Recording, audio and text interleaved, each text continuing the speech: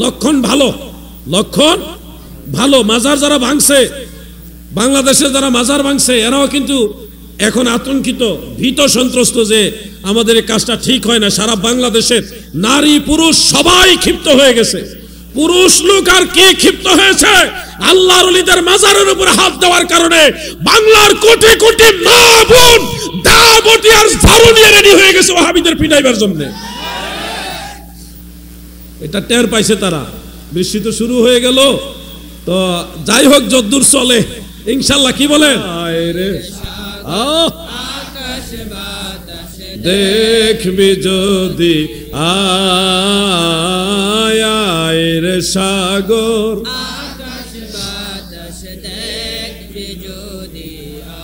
আমাদের টার্গেট হলো কোথায় নবীজির সম্মান আছে, কোন আয়াতের মধ্যে নবীজির প্রশংসা আছে, এগুলি হাইলাইট করা, আলোচনা করা ভালো লাগে। আবার কিছু ভাইয়েরা আছে তারা কোন আয়াতের মধ্যে নবীজিকে আমাদের মতোই প্রমাণ করতে পারবে, এই আয়াতগুলি, এই দলিলগুলি ওনারা হাইলাইট করার চেষ্টা করে। দেখেন, কোরআন কিন্তু সমস্যা না। কোরআন হলো ফুলের মতো। এই ফুল থেকে মৌমাছি পানি নিয়ে বানায় মধু, আর ভোমরা পোকা এই একই ফুলের পানি নিয়ে বানায় বিষ। পানি কিন্তু এক জায়গায়, ফুলের পানি। কেউ বানায় মধু, কেউ বানায় বিষ। কোরআন হলো ফুলের মতো। সেই কোরআন পরে আমরা নবীর সম্মানের কথা খুঁজি, নবীর সম্মানের কথা বলি। আবার এই একই কোরআন পরে কেউ আছে দেখবেন নবী আমাদের মতোই মানুষ, এগুলি প্রমাণ করার জন্য চেষ্টা করে। কোরআন একটাও, কিন্তু দৃষ্টিভঙ্গি দুইটা। কথা কি বুঝতেছেন আপনারা? আমরাও সব আয়াত পড়ি, তারা যে আয়াতে কারিমাগুলি দিয়ে নবীজির দোষ খুঁজে, নবীজির দুর্বলতা খুঁজে, আমরাও কিন্তু সেগুলি পড়ছি, কিন্তু আমরা সেগুলির মধ্যে নবীজির সম্মান খুঁজে পাই। যেমন একটা উদাহরণ হিসেবে আপনাদের সামনে আয়াতে কারিমা উপস্থাপন করি, আপনারা অনেকে এটা মুখস্থ জানেন।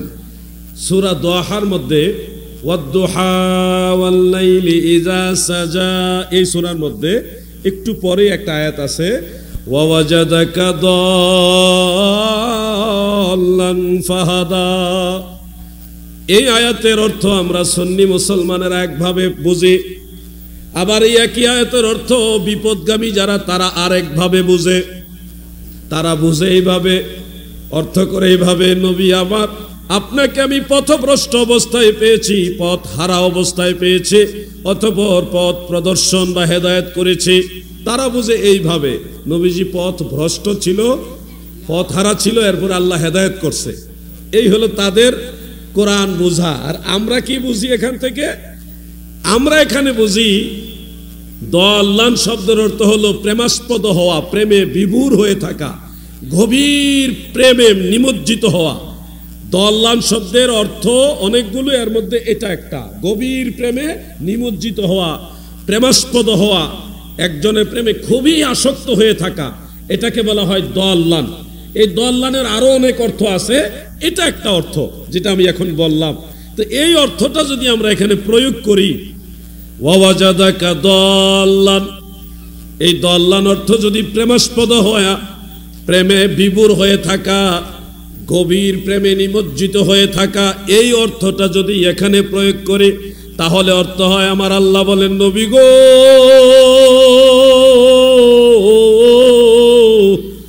আমি আল্লাহ আপনাকে আমার প্রেমে বিভোর অবস্থায় পেয়েছি, আমি আল্লাহর প্রেমে নিমজ্জিত অবস্থায় পেয়েছি বন্ধু।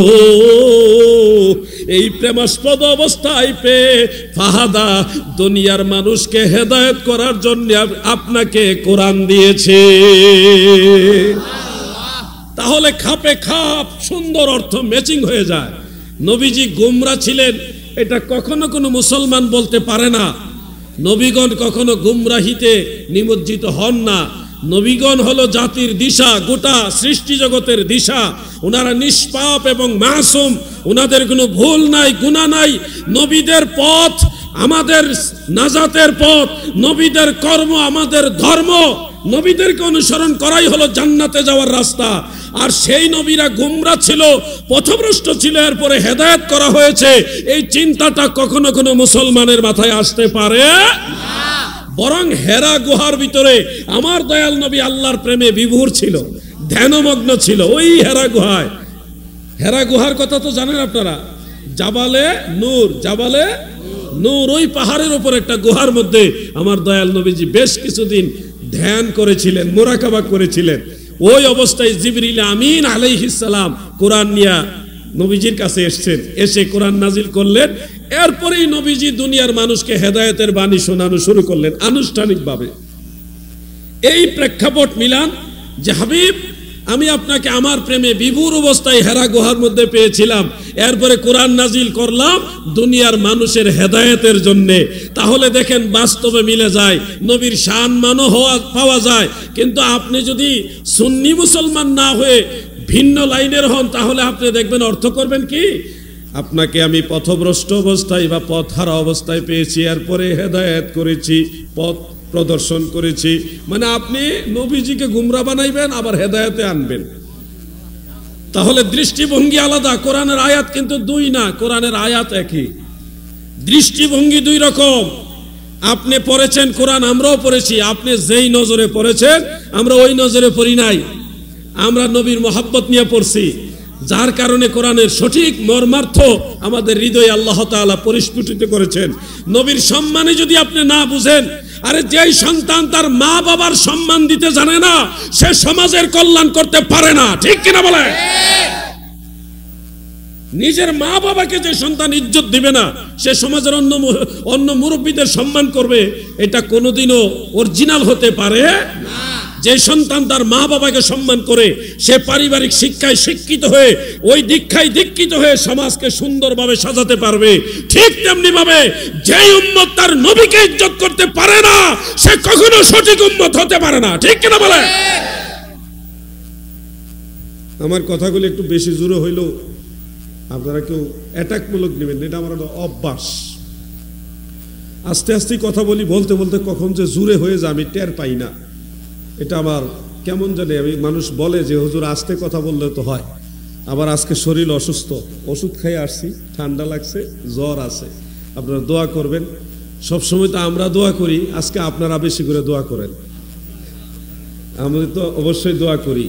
শুনুন, কোরআন পড়লে হবে না, কোরআন বোঝার চেষ্টা করতে হবে। দাদু গো, এই কোরআনের মধ্যে আমার নবীর শান ও আজমত কত ভাবে আল্লাহ তাআলা তুলে ধরেছেন। আমি আরেকটা আয়াতে কারিমা আপনাদের পরে শোনাই, শোনাবো? ঘুমাই রয়েছেন নাকি? যেমন একটা আয়াতে কারিমা, আপনারা অনেক এটা মুখস্থ জানেন, আলাম নাশরাহ লাকা সাদরাক, পারেন না এটা? সূরা ইনশিরা শুরুর আয়াত থেকে প্রথম আয়াত, আলাম নাশরাহ লাকা সাদরাক। এই যে আয়াতে কারিমাটা আমরা সুন্নিরা পড়ি একভাবে, আর ওয়াহাবিরা বুঝে আরেকভাবে। ওয়াহাবি বললে রেগে যাবেন না প্লিজ, আমাদেরকে সুন্নি বললে আমরা রেগে যাই না, কারণ সুন্নি নবীর দল, সুন্নি ওলিয়া উলিয়ার দল, সুন্নি জান্নাতি দল, ঠিক কিনা? আপনাকে ওয়াহাবি বললে আপনি রেগে যান। এখানে বোঝা যাচ্ছে ডাল মে কুছ কালা হয়। এই দলের নাম শুনলেই, ওয়াহাবি নাম শুনলেই খারাপ লাগে, তাহলে বোঝা যাচ্ছে এটা ভালো জিনিস না, নাকি? সুন্নি বললে আপনারা কি রেগে যান, মাইন্ড করেন? কারণ কি, এটা আমার নিজের বানাইনা দল না, এটা মদিনাওয়ালার দল, এটা ইমাম হুসাইনের দল, ঠিক কিনা বলেন? এই জন্য আমার টেনশন নাই। আমাদেরকে যদি সুন্নি হিসেবে কেউ জিলাফি বলে, জিলাফি নো টেনশন, জিলাফি ভালো জিনিস, মিষ্টান্ন, এটা আমরা সুন্নিরা খাই, খেজুর খাই, জিলাফি খাই, এরপরে আরো হালুয়া খাই, যেগুলি একটু মিষ্টান্ন খাবার, এগুলি আমরা সুন্নিরা পছন্দ করি। তবে যারা একটু ওয়াহাবি টাইপের, তারা এই জিলাফির নামই শুনতে পারে না, তারা এটা পছন্দ করে না, তাদের গণহারে ডায়াবেটিস। যারা ডায়াবেটিস রোগী তাদের জন্য জিলাফি খাওয়া বিদআত, ক্ষতিকারক আর কি।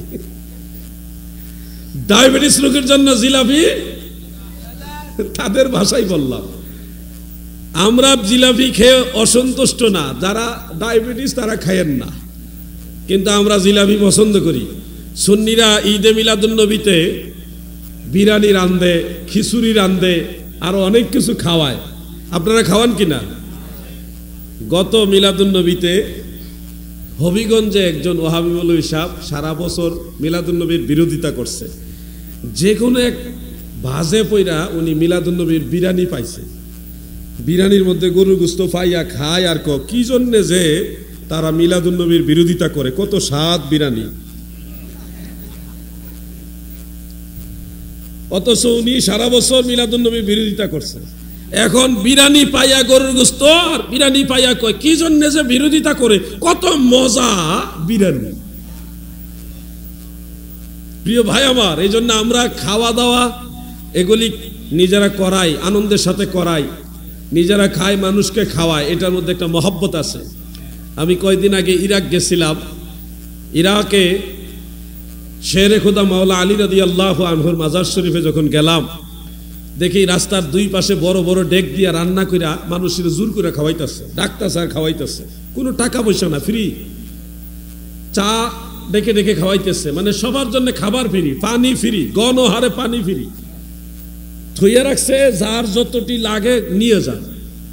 এইভাবে মানুষ, এইভাবে মানুষকে মেহমানদারি করতেছে। ঠিক একই দৃশ্য কারবালার ময়দানে গিয়ে দেখলাম। ইমাম হুসাইন রাদিয়াল্লাহু আনহুর মাজারের পাশেও যত দোকানপাট আছে সব দোকানে ফ্রি পানি, খাবার ফ্রি, রান্না করা বিরিয়ানি, ভিআইপি খাবার, এগুলি ফ্রি ফ্রি দিয়ে রাখছে।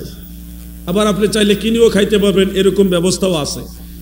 এই যে একটা আন্তরিকতা, এটা মূলত আহলে বাইত রাসূলকে যারা ভালোবাসে, দয়াল নবীজিকে যারা ভালোবাসে, যারা সাহাবায়ে কেরামকে ভালোবাসে, যারা সুন্নি মোনা, তারাই মানুষকে খাওয়ায়। এই খাওয়াইবার জন্য আলাদা কলিজা লাগে, চাইলেই আপনি মানুষকে খাওয়াইতে পারবেন না, এটার জন্য আসমানি একটা বাজেট লাগবে। যেই লোক মানুষকে খাওয়ায়, মনে করতে হবে আল্লাহ তারে পছন্দ করছে বিধায় তাকে দিয়া মানুষকে আল্লাহ খাওয়াইতেছে। সুবহানাল্লাহ, এখানে একটা আসমানি বাজেটের ব্যাপার আছে। প্রিয় ভাই আমার, বন্ধুরা আমার, পবিত্র কোরআনের সূরা ইনশিরায়ের প্রথম আয়াত আপনাদেরকে বলছিলাম, আলাম নাশরাহ লাকা সাদরাক। এই আয়াতের অর্থ আমরা সুন্নি মুসলমান বুঝি একরকম, কিন্তু যারা ভিন্ন ঘরানার তারা বুঝে ভিন্ন রকম। যেমন আমি বোঝানোর জন্য উপস্থাপন করি, তারা বলে আমার নবীজি যখন মেরাজে যায় তখন নবীজির কাছে জিবরিল আমিন ফেরেশতা আসলো, এসে আমার নবীজির সিনা মোবারককে চাক করলেন, মানে ফেরে ফেললেন, চিরে ফেললেন। এরপরে নবীজির কাল মোবারক বের করে নবীজির ভিতরে যত ময়লা ছিল, যত দোষ ত্রুটি ছিল, যত শর্টকামিং ছিল, এগুলি বের করে পরিষ্কার করে জমজমের পানি দিয়ে ধুইয়া আবার জায়গার মধ্যে রেখে এরপরে জিবরিল আমিন আগের মতো সেটিং করছে। এটা হলো যারা সুন্নি না ওয়াহাবি, তারা এইভাবে বুঝে আমার নবীর কালবের মধ্যে নাকি ময়লা ছিল, দোষ ত্রুটি ছিল, আবর্জনা ছিল। নাউজুবিল্লাহ বলেন। কিন্তু আমরা সুন্নি মুসলমান, আমরা ওই একই আয়াত পড়ি, এই আয়াতের তাফসীর পড়ি, পড়তে গিয়ে আমরা বুঝি সহিহ বুখারী এবং মুসলিম সহ অন্যান্য কিতাবের মধ্যে উল্লেখ, আমার দয়াল নবী যখন মেরাজে যাবে গো, তখন ফেরেশতা জিবরিল আমিন আলাইহিস সালাম আমার নবীজির কাছে এসে সালাম জানাইলেন এবং নবীজির সিনা মুবারককে নূরানি পাওয়ার দিয়ে একটু চাক করলেন, ফেরে ফেললেন, নবীজির কাল মুবারক বের করলেন। বের করে জিবরিলের কাছে আমার আল্লাহর নূরের একটা থালা, একটা বড় প্লেট নিয়ে আসলেন। সেই নূরের থালার মধ্যে, প্লেটের মধ্যে অনেক সুন্দর সুন্দর নূর ছিল, নূরুন আলা নূর। ওই নূরের প্লেট থেকে নূর নিয়া, হিকমত নিয়া, হিকমত মানে প্রজ্ঞা, স্পেশাল জ্ঞান, এই হিকমত এবং নূর লইয়া আল্লাহর ফেরেশতা জিবরিল আমিন আলাইহিস সালাম নবীজির কাল মুবারকে এগুলি ঢুকাইলেন। আগে তো নূর ছিল, নূরের উপরে আরো নূর দিল। আগেও প্রজ্ঞা হিকমত ছিল, এর উপরে আরো হিকমত, আরো প্রজ্ঞা দিলেন। নূরের উপরে নূর দিয়া নবীজির কাল মুবারক সিনা মুবারকের ভিতরে রেখে জিবরিল আমিন আগের মতো বানাইছে। অর্থাৎ আমার আল্লাহ বললেন, বন্ধু ও আমার হাবিব, আমি আল্লাহ আপনার সিনাকে আরো প্রশস্ত করে দিলাম, আরো নূরান্বিত করে দিলাম। আলাম নাশরাহ লাকা সাদরাক, হাবিব আমার, আমি আল্লাহ আপনার সিনা মুবারককে আরো বড় বানাইছি, আরো প্রশস্ত করেছি। এই জন্য দ্বীনের নবী বলেন, উতিতুল ইলমাল আউয়ালিনা ওয়াল আখিরিন, আউয়াল থেকে আখির পর্যন্ত যত ইলম আছে, যত জ্ঞান আছে, যত নূর আছে, আমার আল্লাহ আমারে সব দিয়া দিয়েছে। আল্লাহুম্মা সাল্লি আলা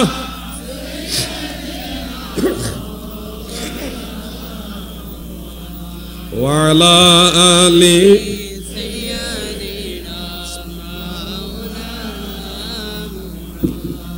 বেশ কমটা বুঝতেছেন না আপনারা? কোরআন কিন্তু দুই না, কোরআন একই।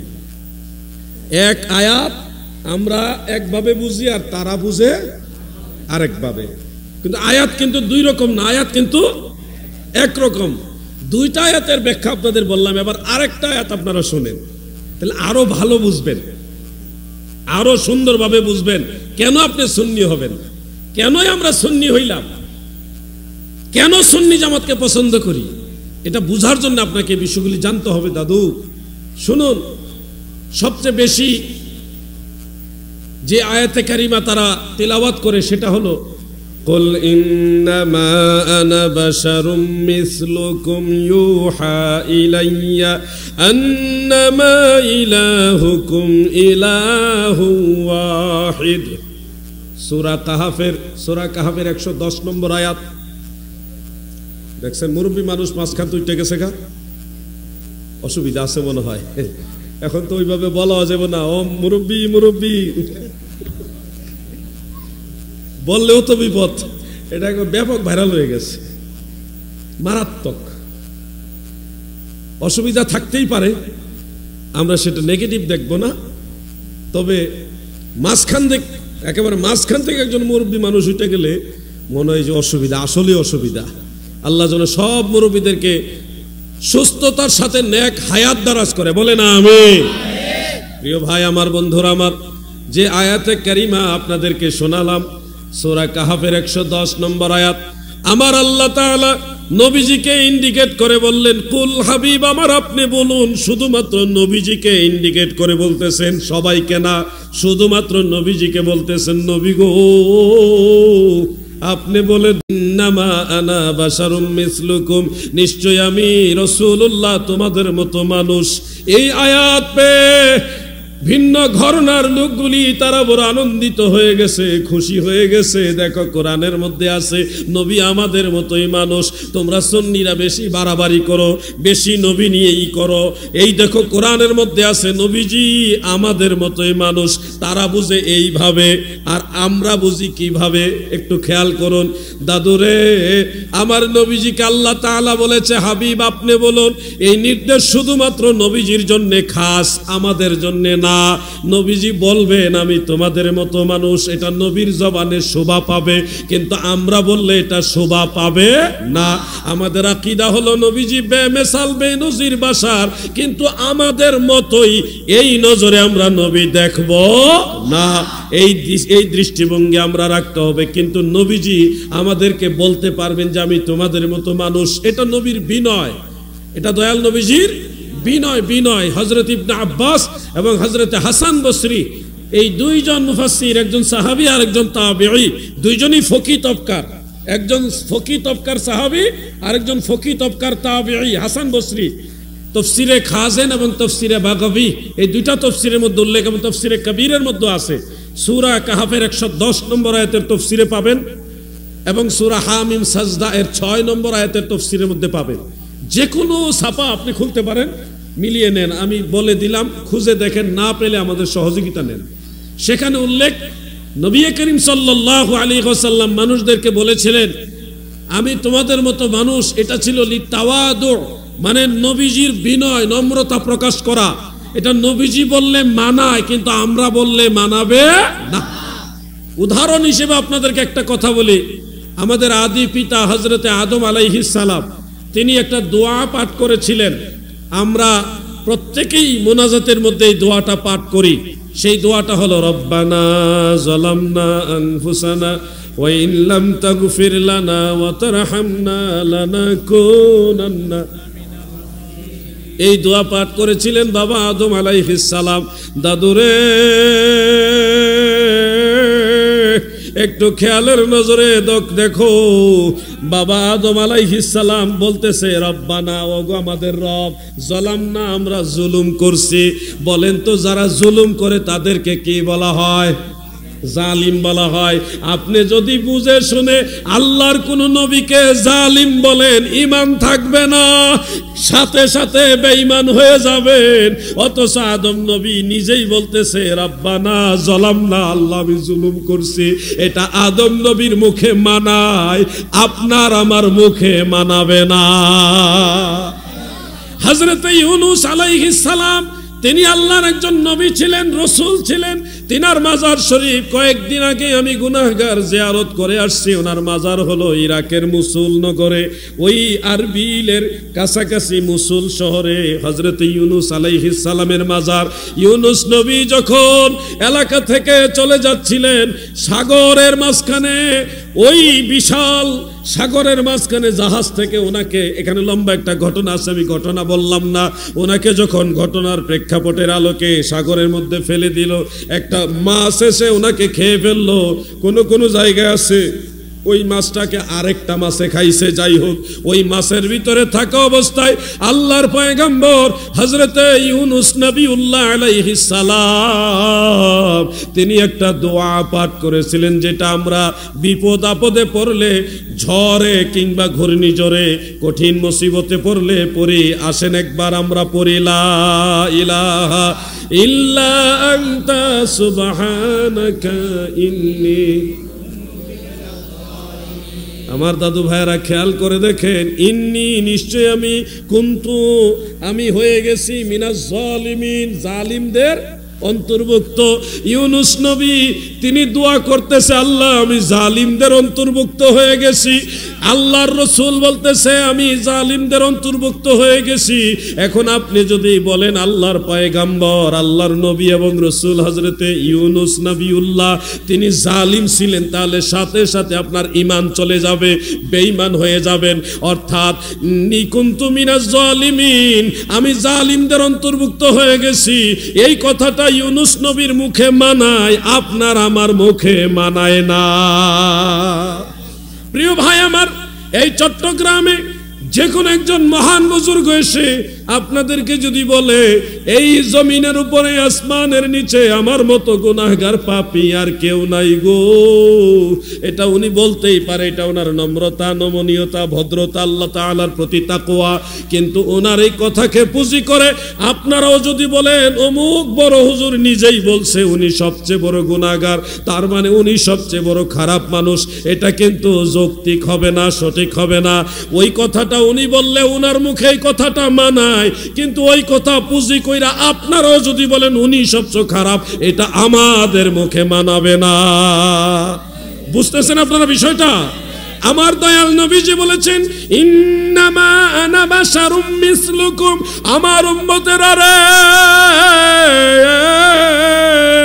নিশ্চয় আমি তোমাদের মতো মানুষ। এটা দয়াল নবীজি বিনয় নম্রতার কারণে বলেছেন, নবীজির মুখে এই কথা মানায়। কিন্তু আমরাও যদি বলি নবী আমাদের মতোই মানুষ, এটা উম্মত হিসেবে আমাদের জবানে মানাইবে না।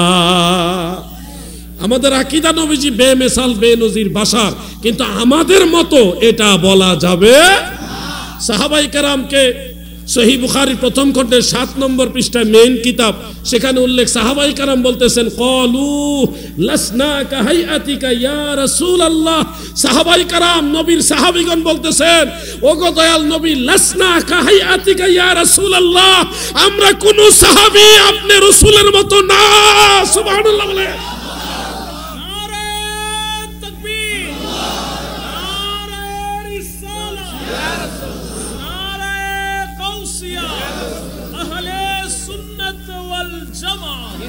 এই জন্য আপনাদের বলছি, কাজী নজরুল ইসলামের সেই গজল, ত্রিভুবনের প্রিয় মুহাম্মদ এলো রে,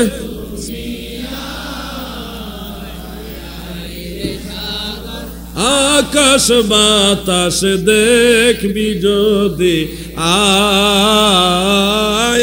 আয় রে সাগর, আকাশ বাতাস দেখবি যদি।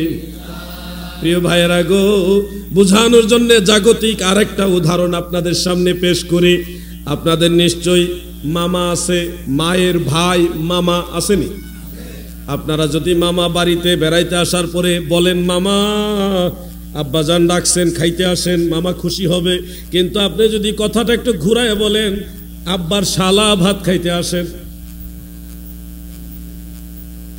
কথাটা কি ভুল নেই?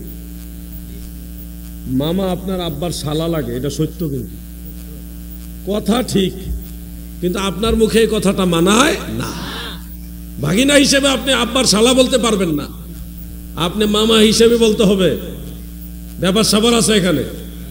আপনি বাড়িতে আজকে মাহফিল শেষ করে যান, গিয়ে যদি বলেন আম্মা বা মা, দরজা খুলেন, মা খুশি হবে, দরজা খুলে দিবে। কিন্তু কথাটা যদি ঘুরায় বলেন আব্বার স্ত্রী, আব্বার স্ত্রী, দরজা খুলেন, কথা ভুল না, আপনার মা নিঃসন্দেহে আপনার আব্বার স্ত্রী, কিন্তু এই কথা আপনি বললে মানাবে? মা জননী কষ্ট পাবে, বলবে আমার ছেলে বেয়াদব হয়ে গেছে। সঠিক কথাও সব সময় জবানে মানায়।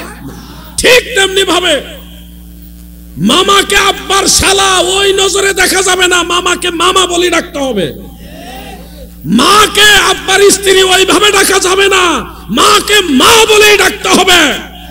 ঠিক তেমনি ভাবে আল্লাহর রাসূল আমাদের মতো মানুষ এই নজরে দেখা যাবে না, নবীকে আল্লাহর নবীর নজরে দেখতে হবে। ঠিক কিনা বলো? দৃষ্টিভঙ্গি বদলান। সুন্নি আর ওয়াহাবির মধ্যে মেইন পার্থক্যই হলো তারা আল্লাহ রাসূলের সম্মানকে তাদের মতো মনে করে, আর আমরা নবীজির সাথে বেয়াদবি করতে পারি না। বেশকমটাই এখানে। সুন্নি আর ওয়াহাবির মধ্যে মেইন বেশকমই হলো এখানে। শানে রিসালাতের প্রতি তাজিম তাকরিম রাখা, এটা সুন্নিদের কাজ। সুন্নিদের খাসিয়ত হলো নবীজির প্রতি তাজিম রাখা, আর ওয়াহাবিদের খাসিয়ত হলো শানে রিসালাতের সাথে বেয়াদবি করা। এখানে গিয়ে পার্থক্য হয়ে গেছে মুসলমানের দুইটা। খালি টুপি দাড়ি পার্থক্য হয়নি, সুন্নিদেরও টুপি আছে, দাড়ি আছে, তাদেরও আছে টুপি দাড়ি, সবই আছে। বেশ কম হইলে মদিনাওয়ালার প্রেম নিয়া। বেজার হইতেছে? লাইন সঠিক রাখতে হবে, বেলাইনে চললে হবে। ভাই আমার, বন্ধুরা আমার, এবার আসুন কুরআনুল কারীমের আরেকটা আয়াত আপনাদের সামনে তুলে ধরি।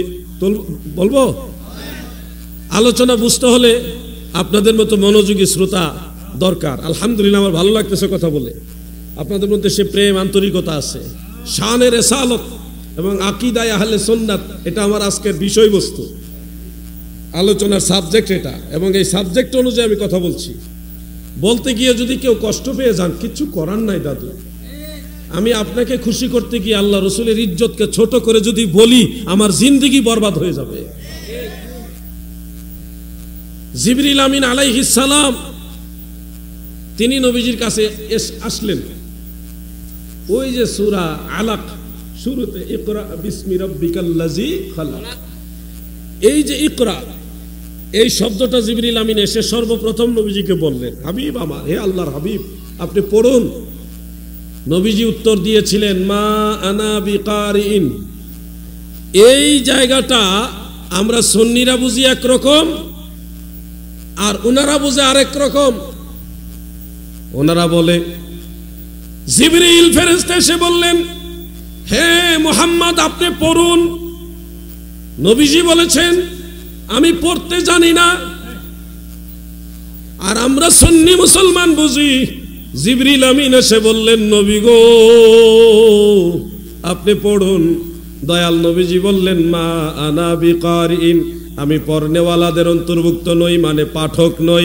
অর্থাৎ রে, আমি তো দুনিয়াতে পড়ার জন্য আসি নাই, ইন্নামা বুইস্তু মুআল্লিমান, আমি এই জগতে শিক্ষক হিসেবে প্রেরণ হয়েছি। আমি পড়ার জন্য আসি নাই রে, দুনিয়ার মানুষে পড়াইবার জন্য আসছি। আমি শিখার জন্য আসি নাই রে, দুনিয়ার মানুষের শিক্ষক হিসেবে এসেছি। দৃষ্টিভঙ্গি আলাদা। কোরআন ভুল না, কোরআন ঠিক আছে, দৃষ্টিভঙ্গি দুই দলের দুই রকম। আমার নবীজির শিক্ষক একমাত্র আল্লাহ।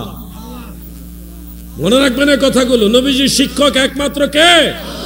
আল্লাহ। জিবরিল আমার নবীর শিক্ষক না। খবরদার, কখনো যেন জিবরিল আমিনকে আমার নবীর শিক্ষক বানায় দিয়েন না। আমার নবীজির জ্ঞান সৃষ্টি জগতে অসীম, অসীম, সৃষ্টি জগতে অসীম, আর মহান আল্লাহ তাআলা সব দিকেই অসীম। আল্লাহ তাআলা সবকিছু অসীম কাদিম, কিন্তু সৃষ্টি জগতে সমস্ত মানুষের চেয়ে আমার দয়াল নবীর জ্ঞান সবচেয়ে বেশি, এই জন্য সৃষ্টি জগতে অসীম। আপনাদের এই কর্ণফুলী নদী, পাশে বঙ্গোপসাগর, এরপরে ভারত মহাসাগর, আটলান্টিক মহাসাগর, প্রশান্ত মহাসাগর, আরো যত সাগর মহাসাগর উপসাগর আছে, সমস্ত সাগর মহাসাগরের পানি এক জায়গায় করে সুয়ের মাথায় যদি একটু পানি নেন, সমগ্র সাগর মহাসাগরের পানি আর সুয়ের অগ্রভাগের সামান্য পানি যতটুকু বেশ কম। গোটা সৃষ্টি জগতে যত মানব দানব জিন ইনসান আছে, সবার জ্ঞান আর আমার দয়াল নবীর জ্ঞানে এর চেয়ে বেশি বেশ কম। কথাটা কি বুঝতে পারছেন আপনারা? সমগ্র সাগর মহাসাগরের জ্ঞান, সাগর মহাসাগরের পানি হলো মদিনাওয়ালার জ্ঞান, আর ওই সমগ্র সাগর মহাসাগরের পানি এর তুলনায় সুইয়ের মাথায় যে পানি, এটার মতো হলো সব মানুষের জ্ঞান। কত বেশ কম, এর চেয়ে বেশি বেশ কম। বলবেন এটা কি বানায় বললেন? না, ঝুসে বলি নাই, হুসে বলেছি। কেমনে শুনুন। আল্লাহ তাআলা আমার নবীজির সম্পর্কে বলেন, আমাদের সম্পর্কে, আমাদের জ্ঞান সম্পর্কে বলেন, ওয়ামা উতিতুম মিনাল ইলমি ইল্লা কলিলা, আমি তোমাদেরকে সামান্য জ্ঞান ছাড়া কিছুই দেইনি।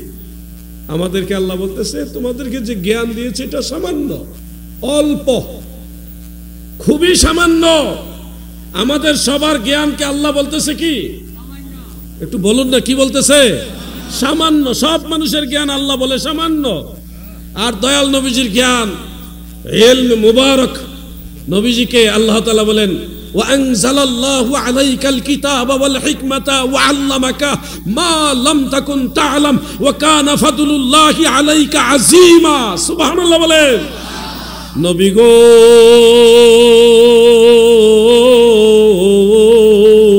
আল্লাহ তাআলা আপনাকে কিতাব দিয়েছেন, হিকমত দান করেছেন, ওয়া আল্লামাকা, এবং আপনাকে শিক্ষা দিয়েছেন, মা লাম তাকুন তা'লাম, যা কিছু আপনার অজানা ছিল।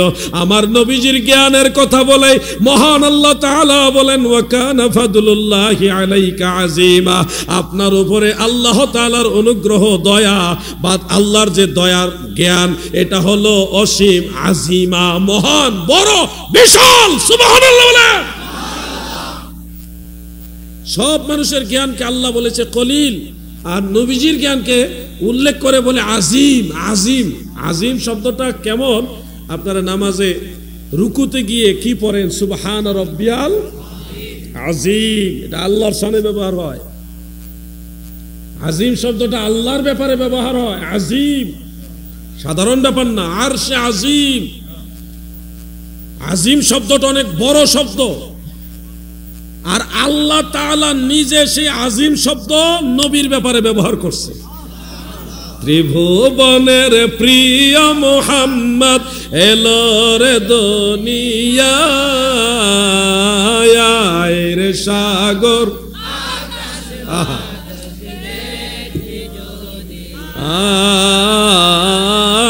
আয়, রে সাগর। প্রিয় ভাইয়েরা আমার, দিলের কান লাগায় কথাগুলি শুনবেন। কেন সুন্নি হবেন? এই কোরআন বুঝার জন্য সুন্নি হইয়া বুঝতে হবে, নাহলে কোরআন পড়া সঠিক বিষয় বুঝতে পারবেন। এই জমানাটা একটা ফিতনার জমানা। আপনারা মাজারে যাইলে আপনাদেরকে বলবে মাজার পূজারী, শিরিক বিদআতের আস্তানা হইল মাজার, এই ধরনের কথা আপনাদের বলবে। অথচ কোরআন খুলে দেখেন, কোরআন সূরা কাহাফের 21 নম্বর আয়াত, ওই আসহাবে কাহাফের গুহা আল্লাহ আমাকে সেখানে যাওয়ার তৌফিক দিয়েছে, আলহামদুলিল্লাহ।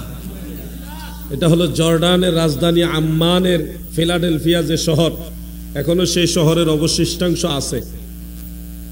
সেই ফিলাডেলফিয়া শহর থেকে 20 মিনিটের মতো সময় লাগে ওই আসহাবে কাহাফের গুহায় যেতে।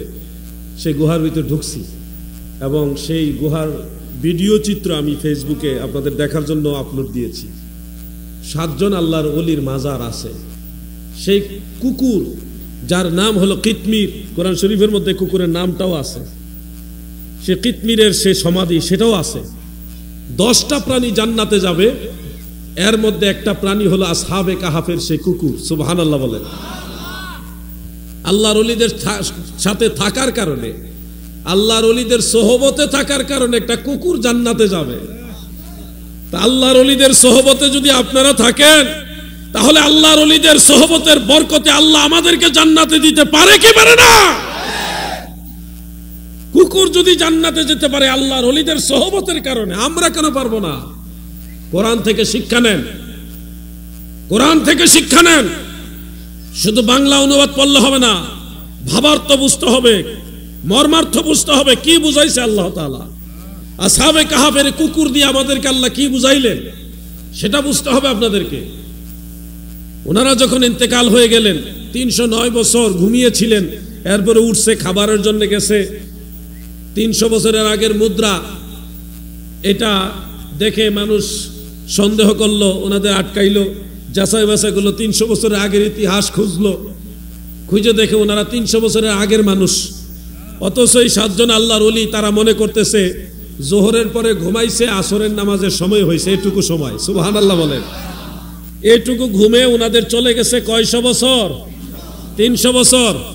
আজকে আপনাদের বলি, কর্ণফুলী মুসলমান, যদি নবীর তরিকায় চলতে পারো, ওলি আল্লাহর পথে চলতে পারো, মারা যাওয়ার পরে আজরাইল এসে রূহ নিবে, হাসরের ময়দানে উঠবেন, মাঝখানে এই হাজার হাজার অগণিত বছর আপনার কাছে মনে হবে জোহর থেকে আসরে পর্যন্ত কবরে আসিলেন। সুবহানাল্লাহ। যদি লাইনে চলতে পারো, নবীর তরিকায়, সুন্নি জামাতে, সুন্নি আকীদা নিয়ে থাকতে পারো, তোমার এই বিশাল সময় এক ঘুমের মতো চলে যাবে।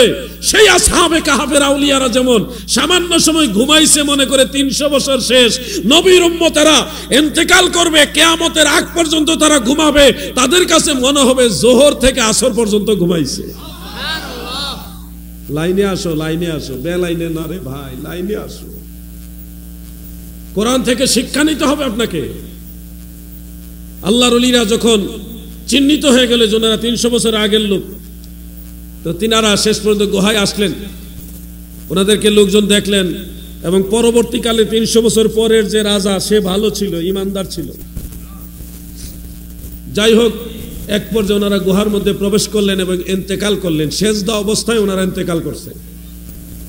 সবাই সিদ্ধান্ত নিল ওনাদেরকে গুহা থেকে বের করে কি আলাদা আলাদা কবর দিব, নাকি ওই গুহার মধ্যেই দাফন করে দিব। এই সিদ্ধান্ত নিতে নিতে একমত হলো যে গুহার মধ্যে ওনারা যেভাবে আছে ওইভাবে ওনাদেরকে দাফন করে দেই, আর গুহার দরজাটা বন্ধ করে দেই। দরজার বাইরে ওনাদের নেম ফলক, মানে প্রত্যেকের নাম সহকারে লিখে দিলেন। ওই গুহার ভিতরে এখন ওনাদের মাজার আছে।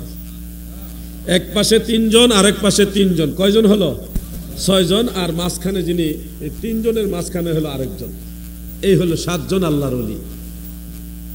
ভাই আমার, সেই আসহাবে কাহাফের আউলিয়াদের দাফন যখন, মানে গুহার দরজা যখন লাগানো হয়ে গেল, এখন মুসলমানরা দেখলেন ওই এলাকার বাহিরের লোকেরা ওনাদের দেখার জন্য কিংবা ওনাদের জিয়ারত করার জন্য আসতেছে, দলে দলে লোক আসতেছে যে আল্লাহর ওলিদেরকে আমরা দেখব। এরকম একটা ঘটনা ঘটলে আপনারাও তো যাইতেন দেখার জন্য। ওরকম ওই সময় লোকজন দলে দলে আসতেছে আসহাবে কাহাফের আউলিয়াদের দেখবে। এখন ওই সময় মুসলমানরা সবাই চিন্তায় পড়ে গেল, এখন কি করণীয়?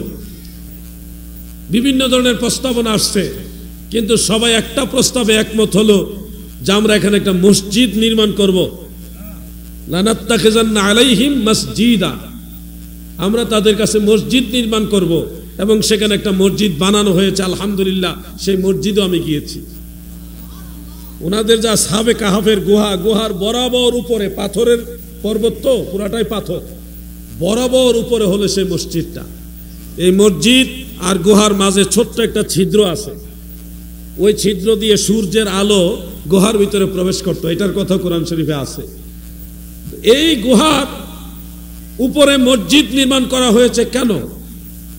এই কেনর উত্তর দিয়েছেন মুফাসসিরিনে কেরাম, তাফসিরে মাযহারি, তাফসিরে রুহুল বায়ান এবং তাফসিরে সিরাজুম মুনির সহ অন্যান্য বিশ্ববিখ্যাত তাফসির, সেগুলির মধ্যে উল্লেখ যে ইউসাল্লি ফীহিল মুসলিমুনা ওয়া ইয়াতাবাররাকুনা বিমাকানিহিম, মুসলমানেরা সেই মসজিদে নামাজ আদায় করবে। মসজিদ বানাইছে কারণ দর্শানো হচ্ছে ইউসাল্লি ফীহিল মুসলিমুন, মুসলমানেরা সেখানে নামাজ আদায় করবে। ওয়ায়াতাবাররাকুনা বিমাকানিহিম, আসহাবে কাহাফের এই মাজারের উসিলায়, মাকানের উসিলায় মুসলমানেরা বরকত হাসিল করবে।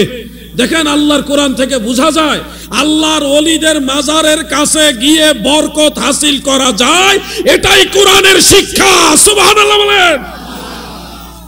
ওলি আল্লাহদের মাজারের কাছে গেলে বরকত হাসিল হয়, বরকত কোরআন থেকে শিক্ষা নাও। আর তুমি আমাদেরকে বলে দিচ্ছ আমরা মাজার পূজা করি, এখানে শিরিক বেদাতের আস্তানা। বুকা কোতাকার, তোমার চোখের মধ্যে হলো শিরিকের চশমা, তুমি যেদিকে তাকাও ওদিকে শুধু শিরিক দেখো। সুন্নিদের চোখের মধ্যে হলো আল্লাহ এবং আল্লাহ রাসূল এবং আল্লাহর ওলিদের মহব্বতের চশমা। সুন্নিরা শিরিক করার জন্য মাজারে যায় না, সুন্নিরা আল্লাহর ওলিদের ভালোবেসে জিয়ারত করার জন্য যায়। ঠিক কিনা বলে? কোরআন পড়ে কিন্তু কোরআন বুঝে না। কোরআনের মধ্যে উল্লেখ মাজারে যে তাদের উসিলা দিয়ে বরকত হাসিল করার কথা কোরআনেও আছে। আমি বানায় আওয়াজ করি না। কোন আলেম ভাই যদি আমার সাথে দ্বিমত পোষণ করেন, জেহাদি ভাই আপনি যে বললেন এই কথাটা আসলে কিতাবে আছে কিনা, আমি আপনাকে সহযোগিতা করব। আপনি কিতাব নিয়ে আসেন, আপনার কিতাব থেকে আমি বের করে দেখাবো। ঝগড়া করতে পারবো না, আমি দলিল দেখতে চাইলে আমি দেখাবো, কিন্তু ঝগড়া করতে পারবো না। ও আসমানে ডাকতেছে, মানে আল্লাহ বলতেছে তাড়াতাড়ি শেষ কর, নাকি তেরপাল থাকলেও বেশি সময় যাওয়া যাবে না, বৃষ্টি নেমে গেলে আবার আর ঝামেলা। তো বৃষ্টি যার আমরাও তার মাহফিলও যদ্দূর আল্লাহ চালাই তদ্দূরই চলবে। সর্ব অবস্থায় আমরা আল্লাহ তাআলার কাছে আত্মসমর্পণ করলাম। বলেন আলহামদুলিল্লাহ। একটু দুরূদ শরীফ পড়ুন। আল্লাহুম্মা সাল্লি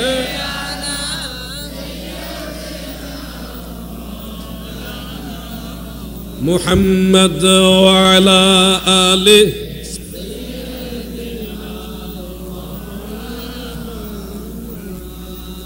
मेरा दिल फिदा हो बेज़ौक़े मुहम्मद, ना दिल से जुदा हो ये ज़ौक़े मुहम्मद। अल्लाहुम्मा मरहबा।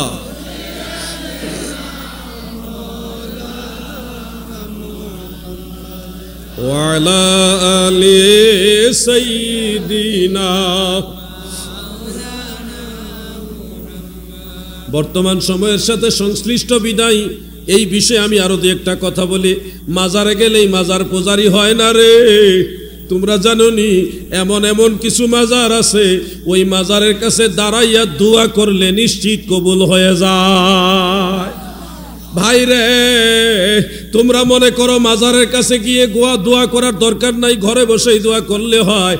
ঘরেও আমরা দোয়া করি, মসজিদেও দোয়া করি, মাদ্রাসায় গিয়েও দোয়া করি, আমরা সুযোগ পাইলে সব জায়গায় দোয়া করি, আল্লাহর ওলির দরবারে যাইও দোয়া করি। দোয়া যে কোনো জায়গা থেকে করা যায়।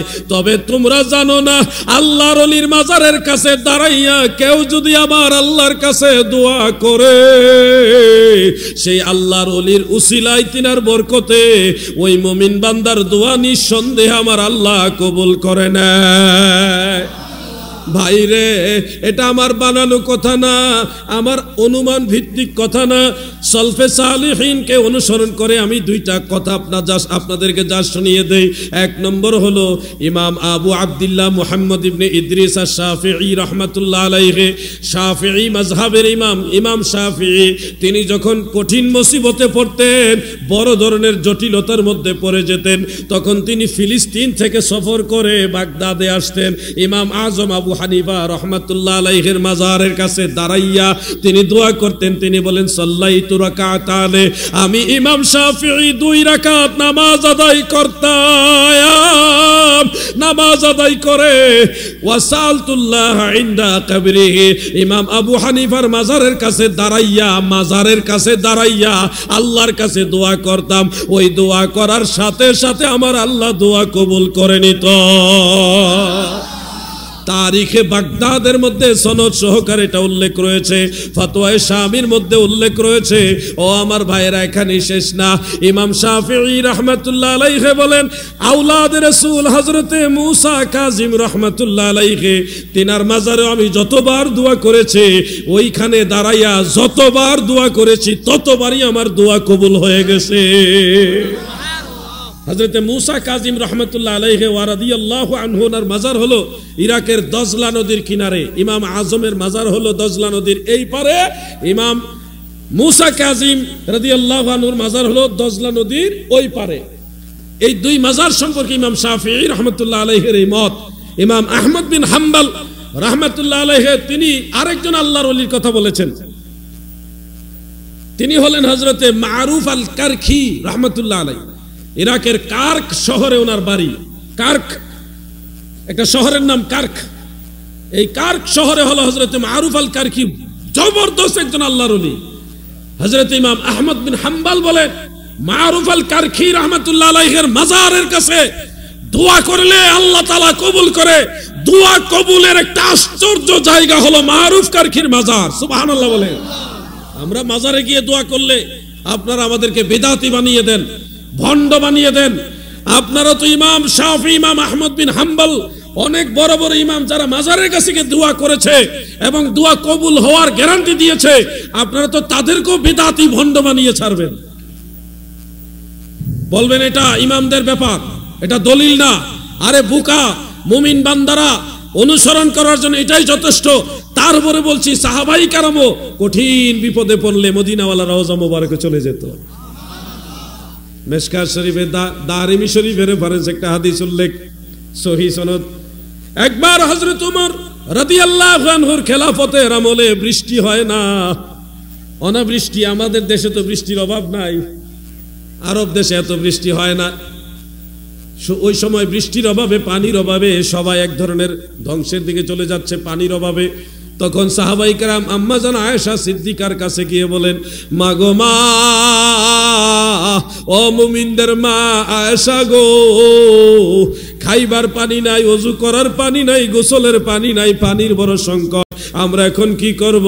আম্মা জান আয়েশা রাদিয়াল্লাহু তাআলা আনহা বলেন, তোমরা একটা কাজ করো, সবাই মিলে আল্লাহর হাবিবের রওজা মুবারকে যাও। সুবহানাল্লাহ। কাবা ঘরে যাওয়ার জন্য বলে নাই, তার মানে এই নয় যে কাবা ঘরে গেলে দোয়া কবুল হবে না। নিঃসন্দেহে কাবা ঘর দোয়া কবুলিয়তের একটা জায়গা। তবে আম্মা জান আয়েশা ওই সময়ের জন্য বললেন, তোমরা এখন নবীজি রওজা মুবারকের কাছে যাও, রওজা মুবারকের উপরে যে ছাদ রয়েছে ওই ছাদ সরায়া দাও, যেন আসমান রাজ্যের সাথে আমার দয়াল নবীজি রওজা মুবারকের কোনো প্রতিবন্ধকতা না থাকে, মাঝখানে যেন কোনো ছাদ না থাকে, এটা সরায়া দাও।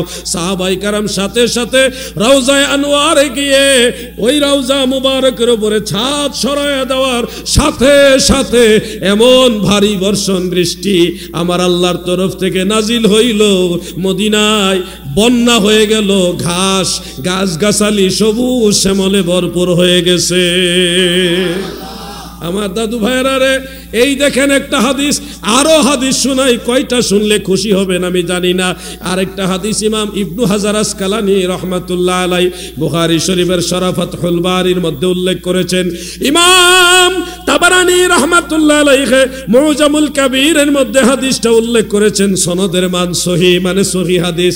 হযরতে ওমর রাদিয়াল্লাহু আনহুর খেলাফতের আরেকটা সময়ে এরকম অনাবৃষ্টি যখন দেখা দিল, ফাজা রাজুলুন মিনাল আরাবি বা ফাজা রাজুলুন ইলা কাবরিন নবী সাল্লাল্লাহু আলাইহি ওয়াসাল্লাম, একজন ব্যক্তি নবীজি রওজা মুবারকের কাছে আসলেন। এসে আমার নবীজি রওজা মুবারকের কাছে গিয়ে বলেন, ইয়া রাসূলুল্লাহ, নবী গো,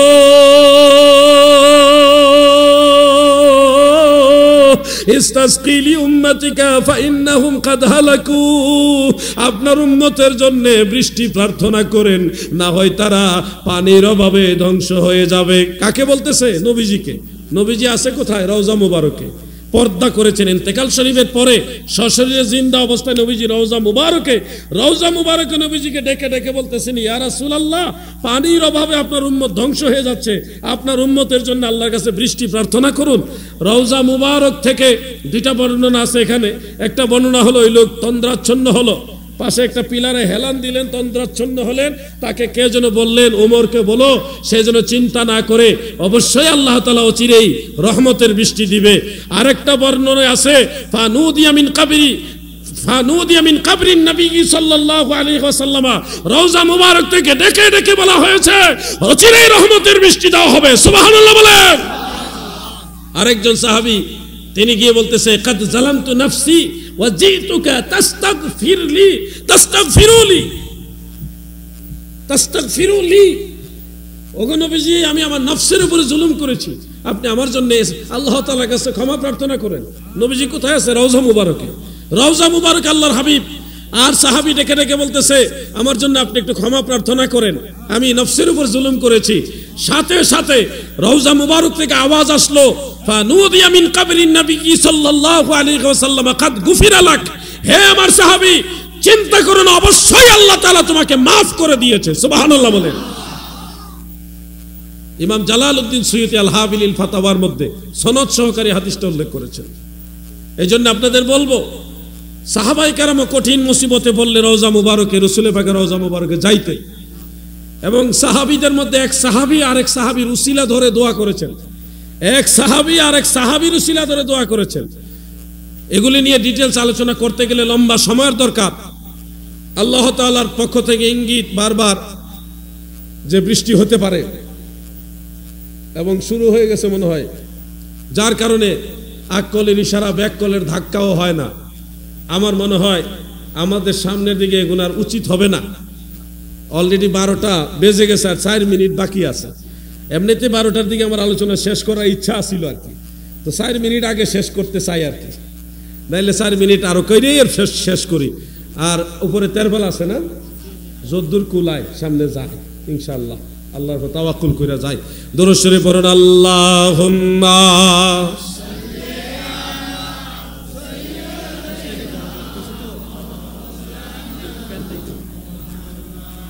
ওয়া আলা আলি সাইয়্যিদিনা।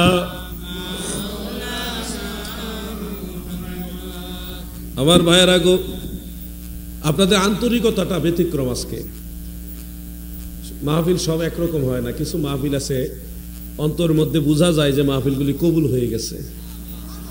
আমার বিশ্বাস যুবকরা অক্লান্ত পরিশ্রম করে মাহফিলটা করছে, সব যুবক আন্তরিকতার সাথে করছে এবং এই যুবকদের পরিশ্রম আল্লাহ তাআলা কবুল করছে। আমিন বলেন। সব মাহফিল আল্লাহ কবুল করে না, সব টাকা আল্লাহ কবুল করে না, এটা আল্লাহর দয়া লাগে। আমার বিশ্বাস এই যুবকদের পরিশ্রম, মেহনত, এই খরচ দয়াল নবীর উসিলায় কবুল হয়ে গেছে। আমিও আসতে পারছি এই ধরনের একটা মকবুল মজলিসে, আমি গুনাহগার হাজির হতে পেরেছি, এই জন্য আল্লাহর কাছে শুকরিয়া, আলহামদুলিল্লাহ। প্রিয় ভাই আমার, মাজার বিদ্বেষী হবেন না, ওলি আল্লাহ বিদ্বেষী হবেন না।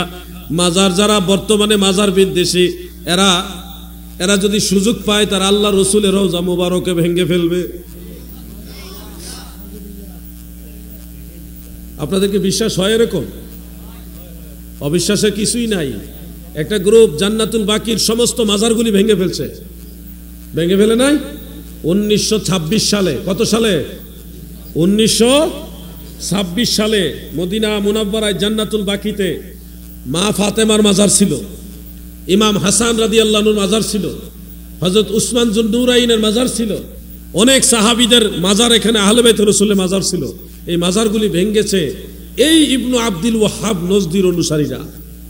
যারা আজকে বাংলাদেশে মাজার ভাঙতে চায় তারা আরবের মাজারগুলি ভেঙেছে। সৌদি আরবে অসংখ্য মাজার ছিল, এই গোষ্ঠী ভাঙছে। তবে খুশির খবর হলো মোহাম্মদ বিন সালমান বর্তমানে আরবের যে প্রিন্স, সে এই জিনিসটা বুঝতে পারছে যে মাজারগুলি ভেঙে ফেলা ঠিক হয়নি। এগুলি মুসলমানদের একটা হৃদয়ের সাথে জড়িত ইমান, আমল বা ধর্মের প্রেমের সাথে জড়িত জায়গা। এই জন্যে আরবের সব ধর্মীয় জায়গায় জিয়ারতের উন্মুক্ত সুযোগ করে দিয়েছে এই প্রিন্স মোহাম্মদ বিন সালমান। মুসলমানদের জন্য এগুলি উন্মুক্ত করে দিয়েছে।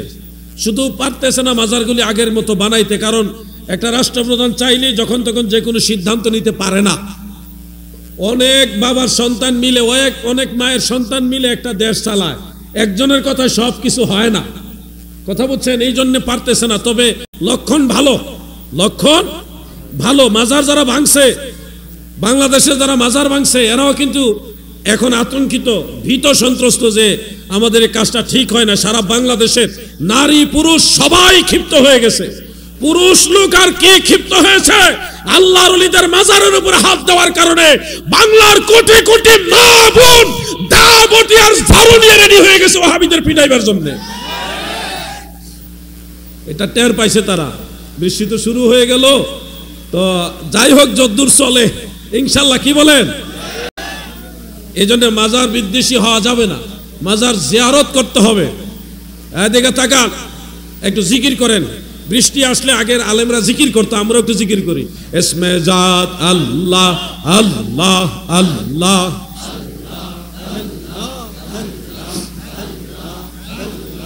আল্লাহ আল্লাহ আল্লাহ আল্লাহ।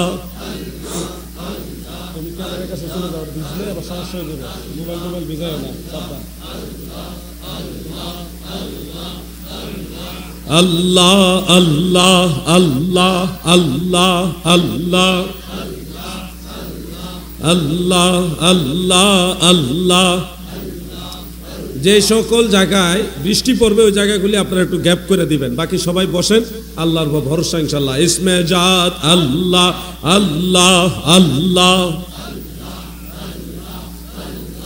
আল্লাহ আল্লাহ আল্লাহ আল্লাহ আল্লাহ আল্লাহ।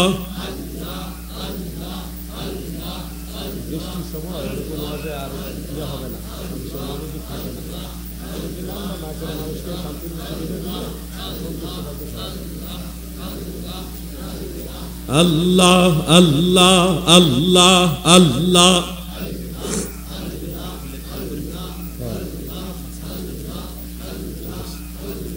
লা ইলাহা ইল্লাল্লাহু মুহাম্মাদুর রাসূলুল্লাহ সাল্লাল্লাহু আলাইহি ওয়াসাল্লাম। আমার একটা বই, এই বইটা আপনাদেরকে অনুরোধ করব পড়ার জন্য। কেন অনুরোধ করতেছি? কোথাও অনুরোধ করি না, আজকে বললাম বা এখন বলবো অনুরোধ। কেন? বর্তমান প্রেক্ষাপটে যুবকদের জন্য বইটা বেশি দরকার। মাজার জিয়ারত পূজা নয়, সুন্নত। বইটার নাম মাজার জিয়ারত পূজা নয়, সুন্নত। ও কদম বসির বৈধতা। আমরা মাজারে কেন যাই? জিয়ারত করার বৈধতা। মাজারে পাকা করা হয় কেন? মাজারের কাছে গিয়ে দোয়া করা যাবে কিনা? জিয়ারত কি কবরের দিকে ফিরে না পশ্চিম দিকে ফিরে? এই কবরের উপরে গম্বুজ তৈরি করা, জিয়ারত নিয়ে যত দলিল, এই বইটা প্রত্যেকটা যুবকের দরকার। ভাইরে, অবহেলা করবেন না। আমরা সুন্নিরা কিন্তু অবহেলা করতে করতে অনেক পিছিয়ে গেছি, অনেক পিছিয়ে গেছি। লোক বলে জনসংখ্যায় সুন্নি বেশি, কিন্তু ওয়াহাবিদের সাথে তার বড় কুলায় উঠতে পারেন না, কারণ আপনাদের স্টাডি নাই। সুন্নিয়ত নিয়ে আপনাদের তেমন কোনো স্টাডি নাই, আছেন বিরিয়ানি আর খিচুড়ি লইয়া। এই জন্য আমরা অনেক লোক বেশি, আমরা কিন্তু পারি না। কেন? এরা তো হেডালে স্টাডি করে, আর আমরা বিরিয়ানি খিচুড়ি লিয়া ব্যস্ত। এই বইটা 100 টাকা, 100 টাকা অনেক বড় কিছু না। এই বইটা সংগ্রহ করে রেখে দেন, আপনাদের কাজে লাগবে।